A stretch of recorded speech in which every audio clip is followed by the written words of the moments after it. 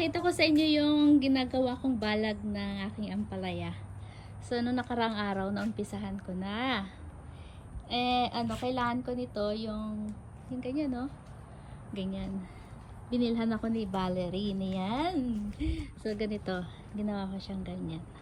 Yan ang balag niya. Diba? Cute, diba? Oh. Napaka-cute. Oh. Ayan. Pati pa yun. Diba? Hindi naman siya, matibay naman siya eh. Hindi naman mabigat yung ampalaya. Ay, kasing height ko pala! Oh, hindi na ako manguuntog. So, yung paggawa nito, pa-X, pa ganun. And what's the purpose of that? Alin? Purpose niya ito, bag, akyat sa dyan. And then, the fruits hanging pa. You gonna do it to all of them? Yeah. O, diba? Very, Ay.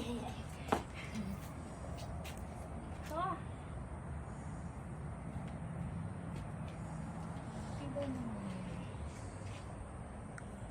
Diba? Same height. My height, same. Ay, hindi pantay. Okay lang kahit hindi pantay.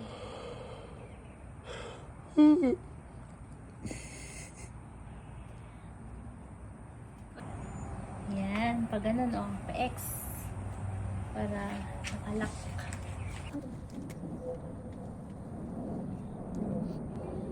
She's putting it together so when a hurricane comes, this is our year. Just got that feeling. Paano na nga? Ayun. Now we put it all in the garage. Matibay na yan, oh! Matibay na. Hindi na siya magsasayaw-sayaw ba? Ba?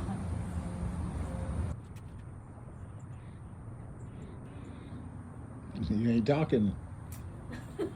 Ipayaan ka na. Siya pantay eh.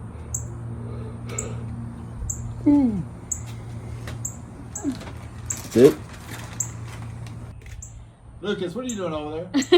Lucas, come here! Ayan, tapusin ko lang to. Lucas.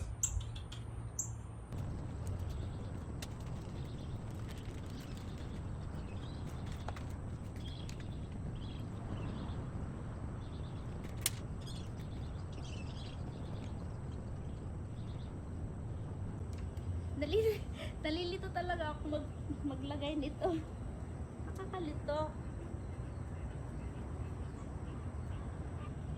Nakakalito. Diba? Ganon. Yun. Tapos ganon. Tal. Ganyan. Litong-lito na talaga ako dito. Nalilito talaga ako dito. Ay!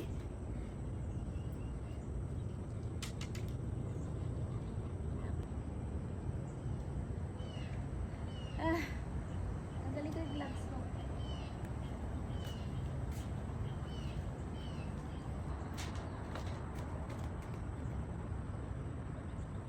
Ginagawa ko to kahapon ng hapon. Inabot na ako ng dilim. Hindi ko natapos. So ngayon, bago ako papasok sa work, tapusin ko ba?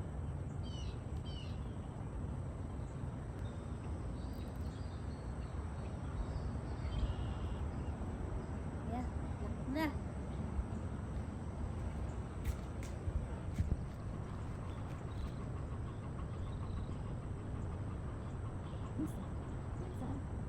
Yun. Pa-X ba? Ano niya? Para daw wala.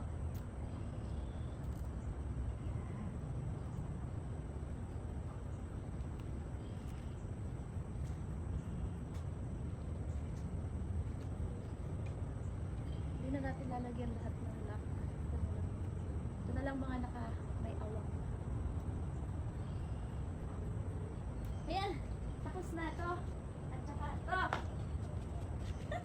Oh, matibay na yan. Ito naman tayo sa kabila.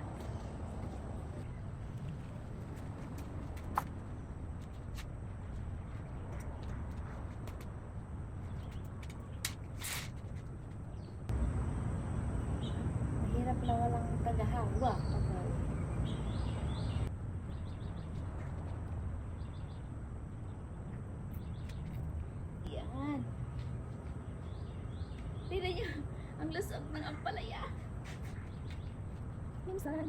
Saan? Ay!